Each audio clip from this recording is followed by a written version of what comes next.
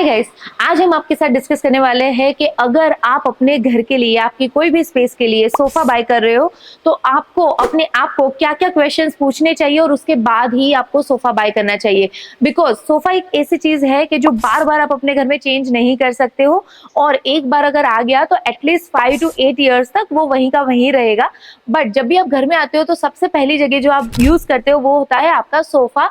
So it has to be relaxing, it has to be good in the quality और proportion wise भी अच्छा होना चाहिए। So let's start today's video. उससे पहले अगर आपने अभी तक हमारी चैनल सब्सक्राइब नहीं की है so please go and subscribe to our channel and do not forget to press the bell icon so that हम जितने भी वीडियोस अपलोड करते हैं आपको उसका नोटिफिकेशन आ जाए and you can not miss any of those video. अगर आप अपना घर डिजाइन कर रहे हो या तो आप इंटीरियर डिजाइनिंग लर्न कर रहे हो। So hi guys, I am Palak, I am an interior designer. अगर आपको कोई भी interior designer related professional service चाहिए तो आप हमें इस डिटेल पे कनेक्ट कर सकते हो and we can provide you all the services which comes under the roof of interior designing. So let's start. सबसे पहले जब भी आप सोफा बाय करते हो तो सबसे पहला पॉइंट आपको जो ध्यान में रखना है वो है 50% एंड 50%। तो आपका जो भी स्पेस है, लिविंग एरिया है, तो वहां पे 50% स्पेस में आपका फर्नीचर होना चाहिए बट 50% स्पेस आपको ओपन दिखनी चाहिए जहां पे आपको अपना फ्लोर दिखना बहुत ज्यादा जरूरी हो जाता है।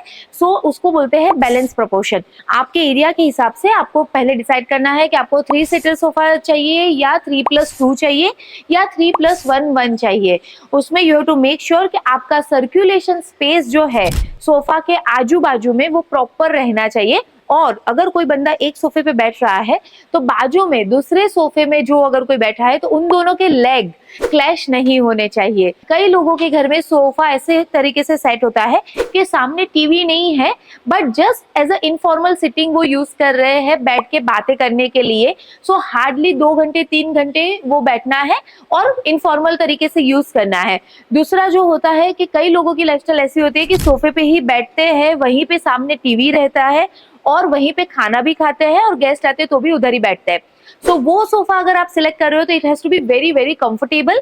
बिकॉज नेटफ्लिक्स पे अगर आपने एक सीरीज का एक एपिसोड स्टार्ट किया एंड यू आर समबडी जो पूरा ही सीरीज एक ही लॉन्ग रन में खत्म कर देते हैं तो you need a comfortable sofa. So अभी हम मटेरियल की बात करते हैं। तो सबसे इंपॉर्टेंट जो सोफा सिलेक्ट करते टाइम आपको ध्यान में रखना है वो है फोम का डेंसिटी। फोम जब भी आप ले रहे हो so you have to make sure कि वो 40 डेंसिटी का हो। सो वो फोम क्या होता है? फोम इज अ थिंग कि जब भी आप सोफा पे या कहीं कोई भी सीट पे गाड़ी में भी बैठते हो और जितना वो सॉफ्ट होता है वो डिपेंड करता है फोम की डेंसिटी पे। सो अगर 40 डेंसिटी का अगर आप फोम लेते हो तो इट इज वेरी कंफर्टेबल। आप जब भी सोफे पे बैठोगे तो ना तो आप एकदम से अंदर पुश हो जाओगे ना तो वो इतना स्टबन रहेगा कि थोड़े टाइम के बाद आपको अनकंफर्टेबल फील हो जाए।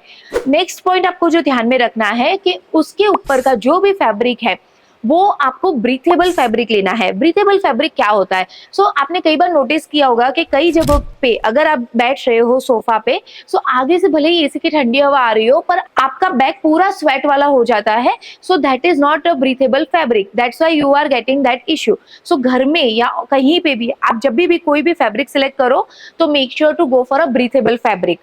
नेक्स्ट पॉइंट जो आता है कि अगर आपका रिक्लाइनर ले रहे हो आप तो रिक्लाइनर में 2 टाइप के रिक्लाइनर आते हैं।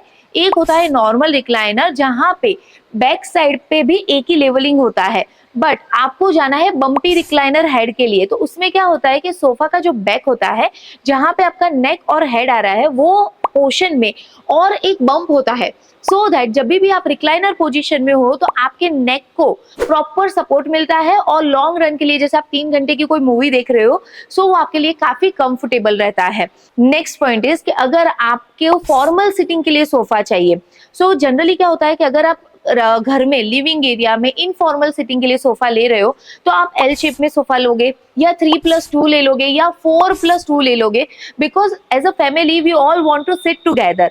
बट जब भी आप फॉर्मल सिटिंग कर रहे हो so nobody wants to sit together. Mostly वो आमने सामने वाला एक सिटिंग अरेंजमेंट होना बहुत ज्यादा जरूरी है। सो फॉर्मल सिटिंग के लिए make sure to go for 2+1 या तो जितना हो सके छोटे सिटिंग के लिए जाइए so that everybody can sit comfortably. और उसको आपको अरेंज ऐसे करना है कि आमने सामने फेस आए so that the conversation, the discussion can also go smoothly. अगर आपके घर में कोई पेट है तो you have to make sure कि आपका जो भी फैब्रिक है वो वेयर एंड टेयर वाला होना बहुत जरूरी है। डॉग है या कैट है तो उनके बाल जो है वो भी सब जगह मोस्टली स्प्रेड हो जाते हैं, तो you have to make sure कि आप ऐसे फैब्रिक के लिए जाओ जो आप एक बार ऐसे हाथ घुमाओ और बाल नीचे गिर जाए और उनके नेल्स से या उनके बाइट करने से वो फैब्रिक फटे नहीं। सो उसके लिए आप वेलवेट फैब्रिक के लिए नहीं जा सकते हो। आपके पास ऑप्शन आ जाता है जूट फैब्रिक का। जूट इसलिए क्योंकि उसमें हर एक जो थ्रेड होता है वो वीविंग वाला होता है, सो वो काफी स्ट्रॉन्ग होता है, तो कोई भी अगर डॉगी बाइट भी कर रहा है या नेल मार रहा है तो वो फटेगा नहीं। Plus it is breathable fabric, तो उसमें क्या है कि आप जब भी बैठ रहे हो या आप आराम कर रहे हो तो आपको वो स्वेटिंग वाला इश्यू नहीं आएगा। सो नाउ लेट्स डिस्कस कि आपको अपने सोफा का कलर कैसे सिलेक्ट करना है। तो सोफा का जो कलर है वो पीछे की जो एक्सेंट वॉल है उससे काफी हद तक मैच करना चाहिए। Match not in the sense कि आपका वो पीछे का कलर व्हाइट है तो सोफा व्हाइट चाहिए, but it should go overall in one theme. Because आप जब भी एंटर होते हो मोस्टली आपकी सोफा बैक वॉल जो है वो आपकी हाईलाइटर वॉल होती है। So as I will show you now on the screen कि अगर आपकी वॉल व्हाइट है तो you can go for this kind of sofa colours. अगर आपकी वॉल ग्रे है then you can go for this kind of sofa colours. अगर आपकी वॉल बेज है then you can go for this kind of sofa colours. And अगर आपकी wall इसमें से कोई कलर की नहीं है but you are going for a highlighter colour जैसे कि ब्लू हो गया या ग्रीन हो गया या वो येलो हो गया, तो आपको एक चीज ध्यान में रखना है कि अगर आपकी बैक वॉल कॉन्ट्रास्ट में आप सॉलिड कलर की ले रहे हो या हाइलाइटर कलर की ले रहे हो तो उसके साथ आपका सोफा कलर जो है वो कॉन्ट्रास्ट में होना चाहिए, वो माइल्ड होना चाहिए। अगर आपने बैक वॉल पे ब्लू ले लिया और सामने सोफा भी ब्लू ले लिया तो वो बहुत ही खराब दिखेगा। So always go for opposite colours. अगर आपकी बैक वॉल एकदम लाइट है then you can have a highlighter colour on the sofa. Sofa select करते टाइम और एक चीज आपको ध्यान में रखनी है कि सोफा अगर आप 3+2+1 अगर कर रहे हो सो सारी सिटिंग एक ही कलर में नहीं लेना है, बहुत ही खराब दिखेगा, बहुत लाउड हो जाएगा।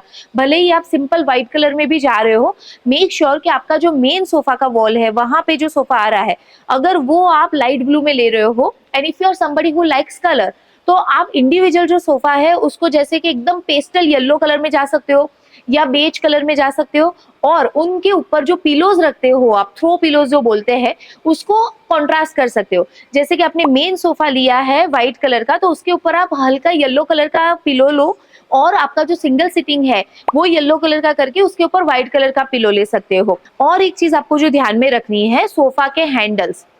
कई बार हमने देखा है कि सोफा होता है आपका 3 सीटर पर उसके डिजाइन के लिए हैंडल्स होते हैं वो 9-9 इंच के हो जाते हैं, बहुत ही ज्यादा हैवी लुक देता है, बहुत ही बल्कि भी लगता है। एंड कभी आपको घर में रिलैक्स होना and you just want to lie down on the sofa तो भी वो आपकी स्पेस जो एक्चुअल सोफा की यूजेबल स्पेस है वो छोटी कर लेता है। और एक चीज आपको जो ध्यान में रखनी है when you are buying the sofa are the legs. So leg में काफी ऑप्शंस आते हैं, जैसे वुडन लेग्स हो गया, MS लेग्स हो गया, SS लेग्स हो गया। वुडन लेग जो अगर आप ले रहे हो so you have to be very very sure कि जो वुडन के लेग बने हुए हैं वो अच्छी क्वालिटी का वुड हो। सो बेटर है कि you can go for SS finish sofa because अभी वो बहुत ज्यादा ट्रेंड में भी है। उसमें गोल्डन कलर के स्लिक लेग्स भी आते हैं, थोड़े बल्कि लेग्स भी आते हैं। उसमें आप बहुत जैसे स्क्रीन में देख सकते हो कॉनिकल लेग हो गया, सिलेंड्रिकल लेग हो गया, सारे लेग्स ऑप्शंस अवेलेबल है और इसका लाइफ भी बहुत ज्यादा रहता है। सेकेंडली अगर यू आर समबडी जो बार बार अपना घर चेंज करता है या तो अभी रेंट पे रह रहे हो या तो मूव करते रहते हो city to city, then make sure कि आप सोफा जो है वो लाइट वेट सोफा लो बिकॉज जितनी भी बार आप सोफा को मूव करोगे उतनी बार उसमें डैमेज होने के चांस रहेंगे if it is very heavy. So we have covered almost every topic which you should be keeping in mind when you are selecting sofa. इसके बाद भी if you have any query then you can put your query in the comment box and we will make sure to solve your query. So ऐसे ही और interior designing details जानने के लिए subscribe to our channel and stay tuned. Thank you.